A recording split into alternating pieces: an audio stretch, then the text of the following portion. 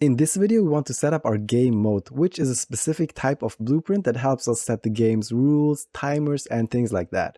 If you make online games, you might want to differentiate more between the game mode and the game state. However, for simple single-player games, we can only use the game mode. So open up the content drawer in our blueprints folder. We can right-click, go to blueprint class, and here we can see game mode base.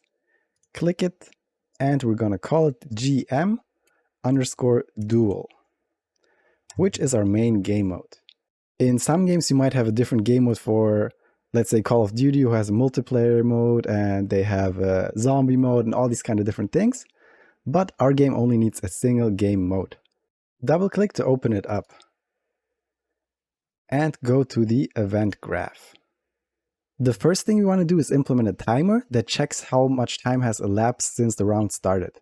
So we can create a variable here called elapsed time and change it from a boolean to be a float and compile and save. And the default value should of course be 0. We can then use the event tick to change the elapsed time. So we can drag this out here and set elapsed time, connect this here, and we then want to use the delta seconds, which are the amount of seconds that elapsed since the last frame, since the event tick will be triggered every frame. We can then drag off here and add, use the add operator, connect it here to elapsed time, drag out the elapsed time again, but this time get it, connect it here, and everything this will do is on every single frame, we get our current time, add the delta seconds, and set that as the new elapsed time. Just to show you what this does, we can use a print string and connect the elapsed time here. But even if we start our game now, we don't see a print string. And that is because we first have to set this game mode to become active. On the top, go to Edit, Project Settings, and on the left side to Maps and Modes. So here we can see the default game mode is game mode base. But we now want to change this to our GM_dual that we just created. And while we're at it, we can also change the default map to our 2D map. So for editor startup map, select our map_dual. And also for the game default map, select the map_dual. The editor startup map is simply the map that is opened up when you open up Unreal Engine. And the game default map is the map which is loaded when you actually start a build of the game. And this is all we have to set here. Then we can go back to our map dual and start. And you can now see the elapsed time. Like you can see 1 second, 2 seconds, 3 seconds. And the time just counts up every frame.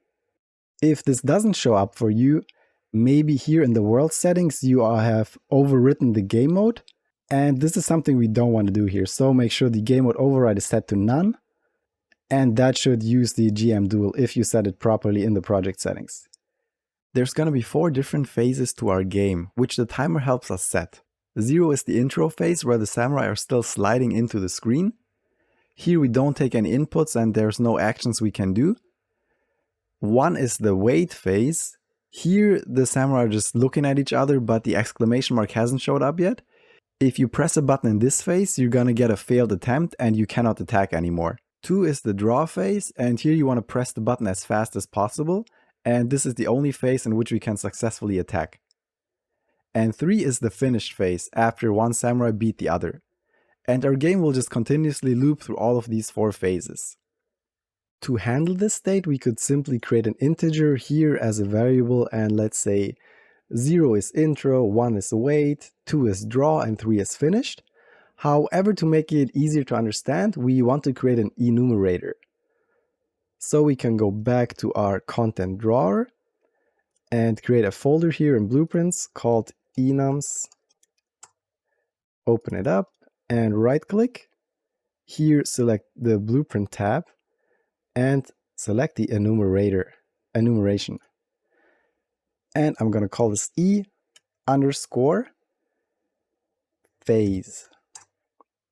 And double-click to open it up.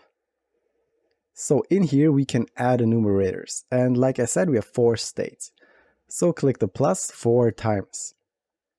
The first one is intro, the second one is wait,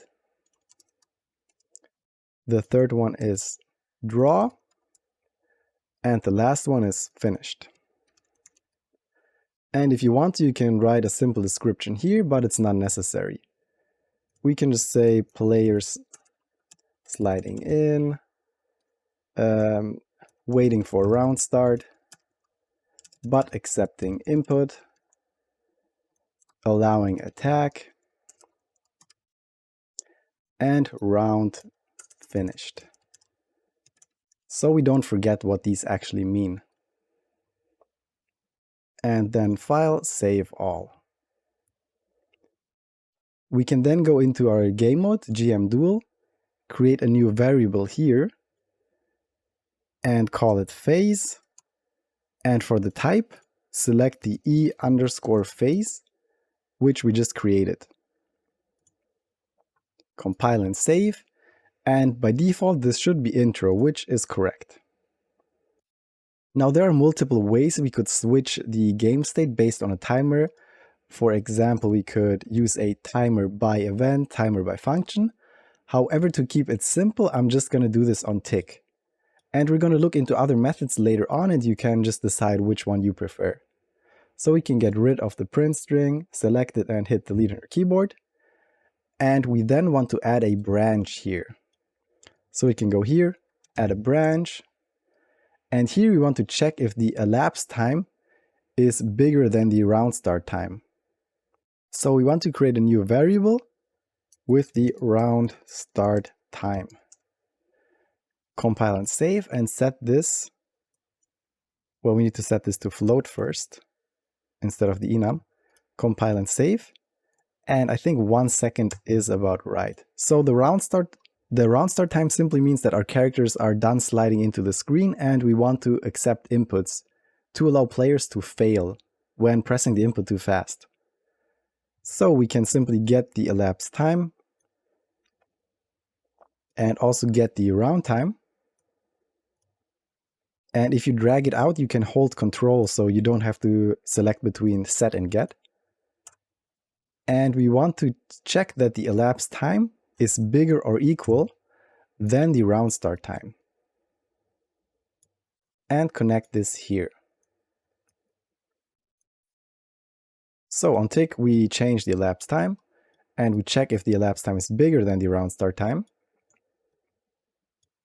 And if that is the case, we can grab the phase and set it to wait. Again, during wait, we cannot attack yet. However, we can press the attack button and get a failed attempt. And save and compile. Just to demonstrate this, we can again have a print string and print the phase. Start the game. Yeah, and we're printing wait multiple times though, instead of just doing it once.